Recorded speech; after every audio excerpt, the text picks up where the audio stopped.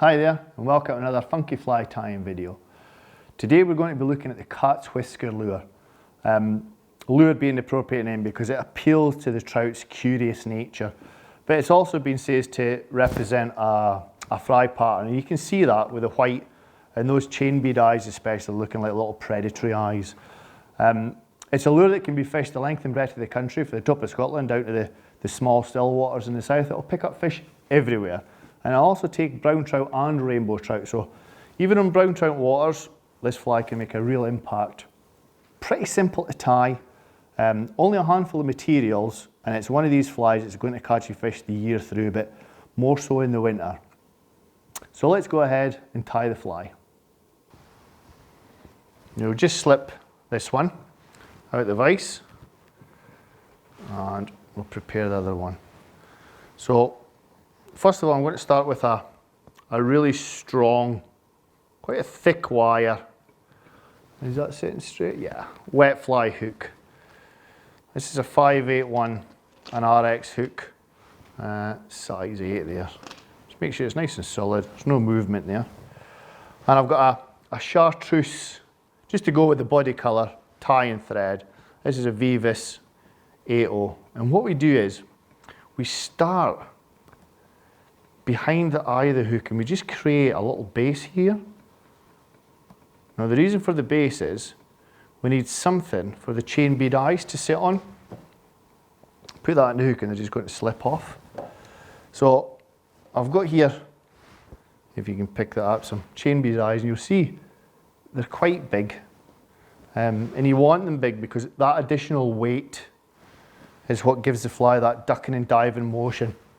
And to tie these on, just give yourself a little bit of space behind the eye of the hook because we're going to have a tying off point there. And then come in and with some wraps, just line everything up so it's nice and straight. I'm going to try and get my fingers out of the way there so the camera can pick it up. So if the flies move to the left, bring your thread up and pull it back to the right. So whatever way it's pulling to, pull your thread in the opposite direction and it'll straighten everything up. And then finally, when you're happy, just figure 8 thread wraps there. And you'll be surprised with figure 8 thread wraps just how solid that can be. Absolutely locked on solid there. So that's our eyes on. We continue down the hook shank in sort of half touching turns. You don't need to be too neat because by the time you come back up, that's all covered. Like so. So you can see there we've got the chain bead eyes and a full body with the chartreuse thread.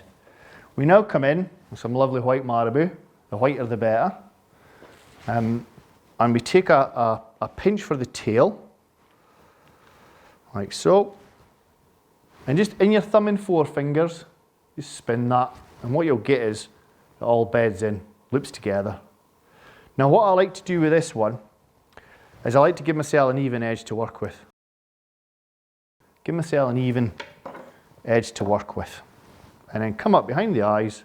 This way, by doing it this way, what you're doing is you're creating an even body. The body is the same width, depth, all the way down. Come back up, touch and turns. Make sure everything's embedded, like so. Back down the hook shank. So you see there, what I've done is I've covered up every single bit of the white marabou. And the reason for that is because we're going to come over it with our hackle. Now in the olden days we used chenille. This stuff is actually even better. This is a crystal hackle, a chartreuse one. And the reason I've got a crystal hackle is it's got a little bit more movement, it's got more fibres. And again, what I'm looking to do is get the whole body the same depth, thickness, so we tie in behind the eyes. Okay, tie in behind the eyes, it keeps everything even. You can see that the whole body is nice and even. Again, open turns this time, come back up to a point, give yourself about the same space again as the width of the eyes behind that chain bead there. Now what I'm going to do is I like to put a little whip finish in here and just put my bobbin holder out the way. I'll show you. Come in and park that. Just got to park that on the table. Make sure your tail's out the way and then come in and touch and turns like so. And then work the crystal hackle up the body. Nice, neat touch and turns. And then stop just behind the eye. We've got that lock and turn in there, so that's great. The thread's not going to go anywhere. Now you can see the body's nice and even. Just another couple of thread drops there. Pull the fibres to the front and then just come in behind the eyes and lock in place.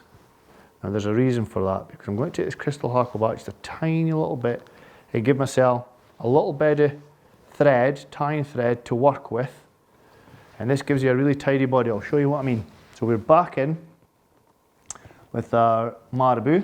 Where's my marabou went? It fell on the floor. Let's just grab another bunch there. So we'll grab another bunch of marabou. Keep all the ends nice and even. And just strip that off the flue there. And again, just spin that to bind it all together. And because we're coming in behind the eyes, we want everything nice and even. Again, I'm going to snip that off. Give myself a straight edge to work with. And then come in here and secure. Make sure that it is secure. So you'll need to give it about 2 or 3 turns. Really good taut thread wraps, like so. I'm just seeing how that's sitting on the video there. Sitting fine. And then what we do is we come back with the crystal hackle, pull everything back towards the rear of the fly, and I'm going to come up and I'm going to park it. Again, I'm going to come in with my whip finishing tool. See if I can do this without making a mess. In with the whip finishing tool and just park it, 1 thread drop, just to lock it, because we want to pull all this up. And nice and tidily, we tidy this area up and we come through the eyes one way and through the eyes the other way. And you've got that head nice, neat and tidy. Then just come in with your thread and lock that in place. I'll tidy that head up now. A couple of thread drops there. And to create a nice neat head on flies when you're tying with frits, whether it be blobs or cat's whiskers like in this case, if you pull the fibres back and then just in with the tying thread and it pushes everything out the way like that, nice, neat and tidy. Come in with your whip finishing tool and then just tie off. Again, if you need to, just use your fingers, pull those fibres back. Now you can see how neat and tidy that is. In with the scissors, close as you dare, and then just, rather than snipping, use the blade and push up against it, and the actual sharpness of the blade will cut through the fibres like that. You see how that's sitting in the can there, spot on. We now come in. Now, you can, if you wish, have it as long as you want. On small still waters, the longer the better, but in some of our larger reservoirs, it's better to cut that tail down a bit because the fish will tug at the tail. You're better just snipping that off a little bit. So what I do is, I tend to make the tail the same length as the body. Come in with my fingers and thumb and snip it, rather than doing it with scissors because you get a straight edge. Fingers and thumb again on the wing. Make sure everything's nice and even.